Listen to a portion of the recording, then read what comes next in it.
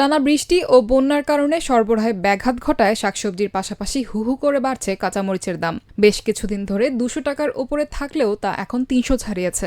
রাজধানীর বিভিন্ন বাজারে কোথাও ৩২০ টাকা, কোথাও ৩১০ কিংবা ৩০০ টাকায় বিক্রি হচ্ছে কাঁচামরিচ।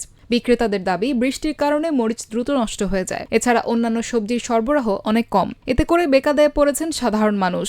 শনিবার রাজধানীর বেশ কয়েকটি বাজার ঘুরে এ তথ্য জানা গেছে। বিক্রেতাদের মতে, বাজারে নতুন কাঁচামরিচ বিক্রি হচ্ছে ৩০০ টাকা কেজি, আর পুরনো কাঁচামরিচের দাম উঠেছে ৩২০ টাকা পর্যন্ত কেজিতে। তারা বলেন, এক সপ্তাহ আগেও কাঁচামরিচের দাম ছিল ১২০ থেকে ১৩০ টাকা। টানা বৃষ্টিতে মরিচের দাম বেড়ে গেছে বলে তারা দাবি করেন। শুক্রবার বাজারের সবজি বিক্রেতা আনোয়ার জানান, এক সপ্তাহের ব্যবধানে শুধু সবজি না, অনেক কিছুরই দাম ঊর্ধ্বমুখী। ক্রেতাদের সঙ্গে দাম নিয়ে মাঝে মধ্যে বিবাদে জড়াতে হচ্ছে। তিনি বলেন, আমাদের কিনে আনতে হচ্ছে বেশি দামে, কমে কিভাবে বিক্রি করব? বৃষ্টি কমলে হয়তো দাম কমে আসতে পারে।